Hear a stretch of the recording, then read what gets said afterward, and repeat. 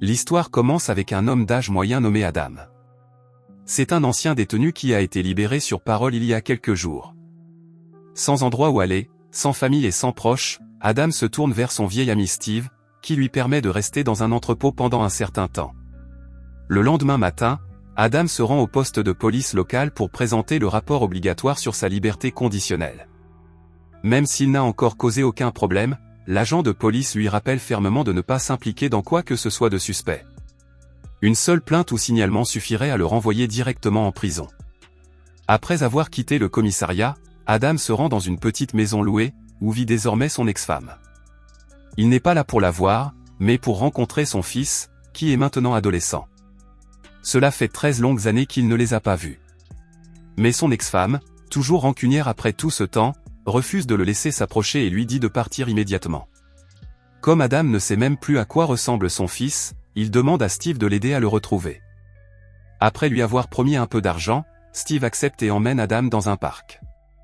Et le voilà, Jimmy, le fils d'Adam, désormais adulte. Alors qu'Adam observe son fils de loin, le poids de la culpabilité lui serre la poitrine. Mais Jimmy, frustré et en colère, lance le ballon à l'équipe adverse, déclenchant une bagarre entre eux. Adam intervient rapidement pour les séparer, se rangeant clairement du côté de son fils. L'un des joueurs frappe Adam au visage. Il aurait pu réagir, mais il ne le fait pas.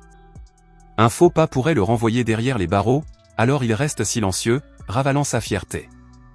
Jimmy, quant à lui, reste confus et en colère, se demandant pourquoi cet inconnu semble si faible.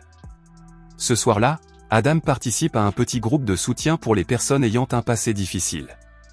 C'est là que nous découvrons enfin la vérité à son sujet. Il y a des années, Adam a ôté la vie à un autre homme. Ce fut une terrible erreur qui a détruit son foyer, brisé sa famille et éloigné tous ceux qu'il aimait. Éloignons-nous un instant d'Adam et passons à un jeune homme nommé Mike. Il est nouveau dans la vie de la rue et essaie encore de comprendre comment les choses fonctionnent. Nous le trouvons en train d'acheter un pistolet à un gangster chauve qui essaie de lui faire peur en pointant son arme sur lui juste pour s'amuser. Mais Mike n'agit pas seul.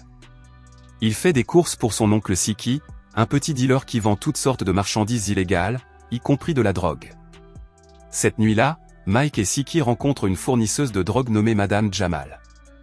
Elle a d'excellents contacts et a toujours de nouveaux produits à proposer. Le rôle de Siki est celui d'intermédiaire. Il achète de la drogue aux fournisseurs et la revend aux gros dealers de la ville, en prenant un pourcentage sur chaque transaction.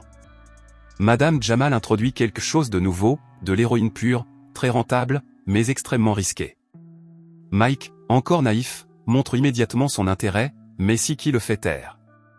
Il tape du poing sur la table et l'avertit que ce type de produit peut tout gâcher.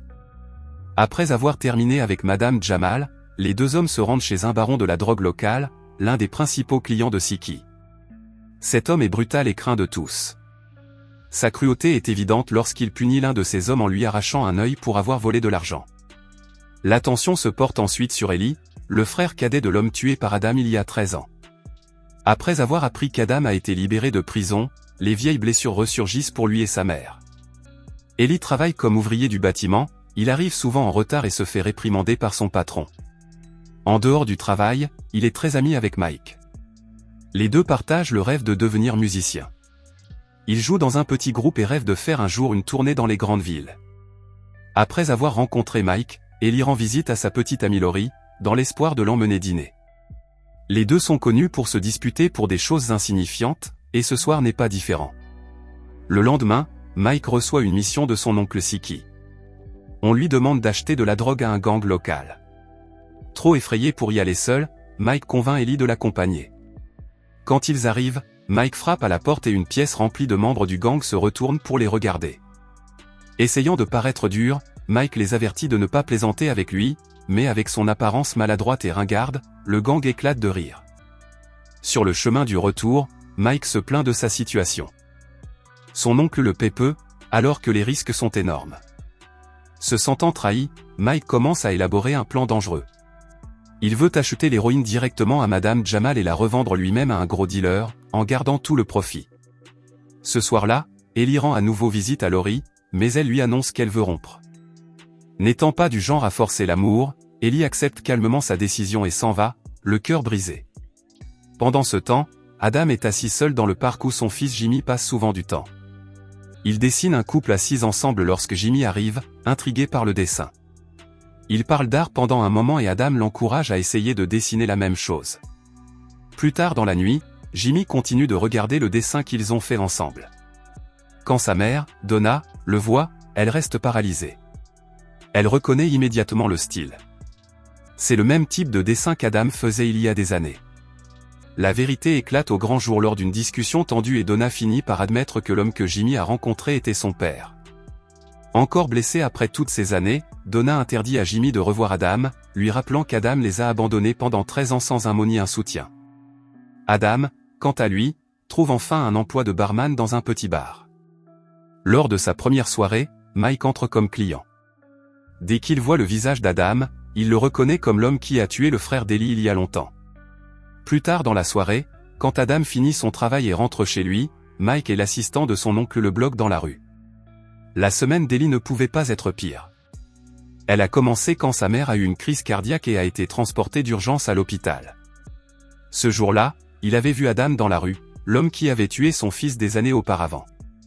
Mais ce n'était pas le seul coup dur qu'Ellie allait devoir affronter. Plus tard, il a découvert sa petite amie Laurie avec son meilleur ami, Mike. La vérité est apparue de manière douloureusement claire. La raison pour laquelle Laurie avait rompu avec lui était qu'elle voyait Mike en cachette. Après le départ d'Ellie, Mike fit une promesse à Laurie. Il l'emmènerait loin de la ville, prendrait un nouveau départ et poursuivrait son rêve de devenir musicien. Pour y parvenir, cependant, il avait besoin d'argent, beaucoup d'argent. Sa première initiative a été de voler la voiture de son oncle. Il s'est d'abord rendu chez Madame Jamal pour acheter des biens de grande valeur et à haut risque. Comme il n'avait pas encore l'argent, il a promis de revenir le lendemain avec le paiement complet. Il a ensuite rencontré un baron de la drogue pour lui proposer son affaire. Mike affirmait avoir de la marchandise de très bonne qualité prête à être vendue, mais avoir besoin d'argent comptant à l'avance. En guise de garantie, il offrit la voiture de son oncle en gage au cas où il ne reviendrait pas. Pendant ce temps, Adam essaya une fois de plus de contacter son fils. Il trouva Jimmy sur le terrain de basket, ignorant que Jimmy savait déjà qui il était vraiment. Toujours en colère d'avoir été abandonné pendant tant d'années, Jimmy s'en va sans dire un mot. Revenons maintenant à Mike, qui marche avec Laurie. Le lendemain matin, les deux doivent quitter la ville et commencer une nouvelle vie ensemble. Pendant ce temps, Mike arrive au palais de Madame Jamal. Dehors, un garde l'arrête, lui disant qu'elle est occupée par une réunion importante. Faisant confiance à sa chance, Mike remet l'argent et demande au garde de lui apporter le colis convenu la veille. 30 minutes s'écoulent, mais le garde ne revient pas. Comprenant que quelque chose ne va pas, Mike fait irruption à l'intérieur. Ce qu'il découvre confirme ses craintes. Mike comprend enfin qu'il s'agissait d'un piège. Elle n'avait jamais eu l'intention de lui donner la marchandise. Elle voulait seulement son argent. Avec un pistolet pointé sur lui, Mike est piégé et impuissant. Désespéré, il va voir le baron de la drogue à qui il avait promis la marchandise, mais il n'a rien à lui montrer. L'argent a disparu, la marchandise a disparu et ses excuses ne servent à rien. Le baron, furieux d'avoir été trompé par un gamin qui ne connaît pas les règles, prend la voiture de son oncle et menace de le tuer si la dette n'est pas remboursée avant le lendemain matin. Sans alternative, Mike perd le contrôle. Ne sachant vers qui d'autre se tourner, il commence à cambrioler les magasins locaux les uns après les autres, dans l'espoir de récolter suffisamment d'argent avant qu'il ne soit trop tard. Au même moment, Ellie se rend au bar où travaille désormais Adam. Il a attendu ce moment, prêt à venger la mort de son frère. Quand Ellie lui explique qui il est, Adam se souvient enfin. Ellie est le frère cadet de l'homme qui l'a tué il y a des années. Avant que quoi que ce soit d'autre ne puisse se produire, Mike fait soudainement irruption dans le bar, essayant de le cambrioler. Le moment ne pourrait être pire. Ellie interprète l'arrivée de Mike comme une attaque, pensant qu'il est là pour le tuer et prendre Laurie pour lui. La panique envahit la pièce et les deux hommes ouvrent le feu. Lorsque la fumée se dissipe, Mike gît mort, une blessure par balle à la tête. Ellie est également blessée, touchée à la jambe, mais toujours en vie. Voulant mettre fin au chaos, Adam tente de le calmer. Il propose de dire à la police qu'Ellie essayait seulement de l'aider lors d'un cambriolage. Alors qu'Ellie pointe son arme sur lui, Adam commence à parler avec sincérité. Il avoue son profond remords, disant qu'il ne pourra jamais réparer ce qu'il a fait au frère d'Ellie. Il parle de son fils Jimmy et supplie Ellie de comprendre qu'il essaie simplement de reconstruire ce qui reste de sa vie. Mais malgré les paroles d'Adam, Ellie appuie à nouveau sur la gâchette, le tuant sur le coup. La nouvelle de la fusillade se répand rapidement. Le rapport de police indique qu'Adam est mort en se défendant lors d'un braquage. La nouvelle parvient à Steve, Donna et Jimmy, tous dévastés par cette perte. Siki l'apprend également. Quand elle découvre que son neveu Mike s'est lancé dans le braquage pour rembourser sa dette au baron de la drogue, la colère prend le dessus. Siki et son assistant font irruption dans la maison du baron et massacrent tous ceux qui s'y trouvent. Cet acte le conduit derrière les barreaux. Laurie attend à l'aéroport, ignorant que Mike n'arrivera jamais. Jimmy, qui venait de renouer avec son père, doit maintenant faire face à une nouvelle perte. Alors que la douleur se transforme en colère, il commence à penser à la vengeance. Au final, le cycle de la violence se poursuit, s'alimentant sans fin.